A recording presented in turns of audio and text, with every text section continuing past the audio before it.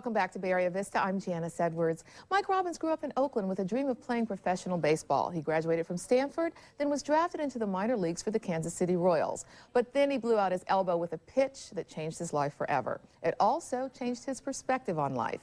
In Focus on the Good Stuff, The Art of Appreciation, Mike shares his own story and great examples of how we can live life more deeply and fully, even when facing great obstacles. And in the interest of full disclosure, I should mention several years ago, Mike was my life coach. So, Mike, great to have you here. Great to see you again. It's good to see you again, Janice. Thanks for having me on. Oh, certainly. Well, your book has really garnered such a lot of great response. And I guess it's because it really talks about something we all want, is to really know that we're appreciated and feel like we matter.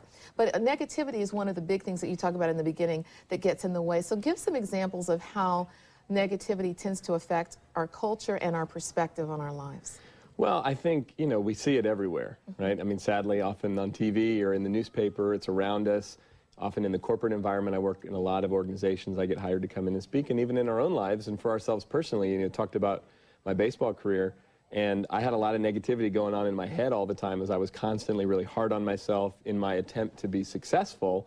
But as I talk about and focus on the good stuff, my big realization after my career sadly ended was that the only regret I had was that I didn't fully appreciate it while it was happening. So I think a lot of people can relate to that. Right, because you mentioned that those days when you were just playing ball and there was someone that you looked to who wasn't the best hitter, but he always had this belief that things were going to work out, and things seemed to just follow him in that way. Absolutely. Whatever we expect often will happen, so it's not always necessarily based on our talent or ability. A lot of it has to do with how we expect things to go, and when we expect them to be successful, more often they are. Right. Well, one of the things I mentioned before this segment that I think would be really useful for a lot of people is, but what happens when things aren't what we expected, and how do you deal with it? Mary Ellen was talking about the corporate plantation and encountering that glass ceiling at work. So when, just like your dream of baseball, when the dream of advancement doesn't come, what do you do to help yourself deal with whatever decision you make, whether you decide to stay in an environment that's negative or you decide to leave it? Well, I think there's three key elements, and I talk about this in Focus on the Good Stuff. The first thing is to identify the negativity, whatever it may be, in the environment, in your own head,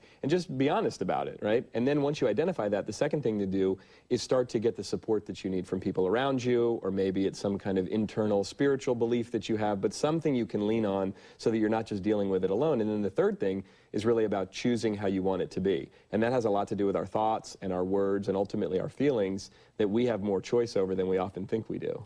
You also say everyone has a gremlin. Explain what that is. And tell me, what is your gremlin saying right now? Oh, well, that's perfect. You know, so you remember the movie from the 80s, right? The little green monster. So it's like that little monster, and it sits on your shoulder and says things to you all day. Like mine, even as I'm sitting here having this interview, I think, am I saying the right thing? How do I look on TV? You know, all those things go on, and it's part of being human. But if we can identify that voice, that gremlin, that often is telling us what we can and can't do, and mostly just speaking from a place of fear, we don't have to let it stop us.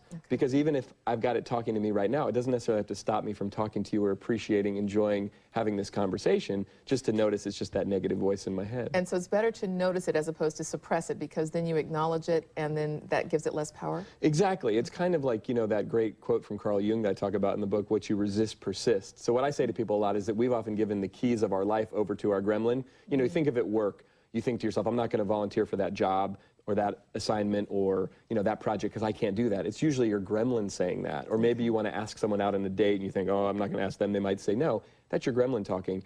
And the question is, who do you want to run your life? You want to take the keys back from the gremlin, put them in the passenger seat, and then you actually drive the car of your life. And that makes things usually work a lot better for people. Right. You also talk about changing your state, and I'm hoping we can do a quick example of this in the segment, because a lot of times when you're having those bad days, and what can you do to change your state? Well, change your emotional state. I mean, one of the things is you could literally just laugh out loud, ha ha ha, and as odd as that may seem, right? I mean, or just smile, you know, shake your arm, shake your body a little bit. And there's a physiological thing that occurs. There really is. I mean, if you see athletes do this a lot, and I learned it, is when you, before the game, before the competition, will be nervous. So you'll see an athlete move around or listen to some music or do certain physical things. That's actually changing your physical state, which ultimately changes your emotional state. And it works for all kinds of things, not to avoid what's going on, but to actually move into a more positive mental and emotional state to go whatever we have to go do. Right. You also give a great example of changing with relationships, of giving your wife, who was your sweetheart then, flowers for no reason. Yeah. And how that just brought a joy that flowers on special occasions didn't. Well, Michelle, my wife now, when we were dating, said she really liked flowers, but especially for no reason, which honestly, as a man, I thought that was a little odd, because I was used to giving flowers for birthday or Valentine's Day, or because if I did something stupid and had to apologize. But I gave them to her for no reason one time, and she got so excited and told me how much it meant to her. I kept doing it again and again, and now 7 years later, I still buy her flowers for no reason all the time, because she told me it was important and she acknowledged me for it, which ultimately motivated me to do it more. Right. Speaking of motivation, before we go, we quickly have a list of things that are positive practices. So we'll go through these kind of quickly and maybe try to focus on one. Okay. Create a gossip-free zone, which is an important thing at work. There was recently a news story about that as well. Go on a complaint fast. Stop complaining. Speak about yourself in positive ways. Communicate goals in a positive way. Speak what you want, not what you don't. So let's talk about speaking about yourself in a positive way quickly, because that's where people have a lot of resistance. Yeah, I think we got to really pay attention to the words that we speak. You know, when my wife, Michelle, catches me saying negative things about myself, she'll say, hey, don't talk about my husband like that. And I really appreciate that she says that as a reminder. We got to pay attention to the words we speak, especially about ourselves, because they actually create, not just describe. So however we talk about ourselves ultimately has a lot to do with how we feel. And a lot of us would say really negative things about ourselves that we would never say about anybody else. All right, so got to keep the gremlin in the closet and keep saying the positive things. Mike, thank you for joining us. Hey, thanks for having me on. Lots of great tips. Again, the book is Focus on the Good Stuff, The Art of Appreciation. Thanks again. And coming up next, finding the good stuff as a hope for the future in a world where the climate is controlled by nuclear-powered wind machines. That's all part of the challenge of September snow. Author Robert Belmano joins us next. We'll be back with more Bay Area Vista right after.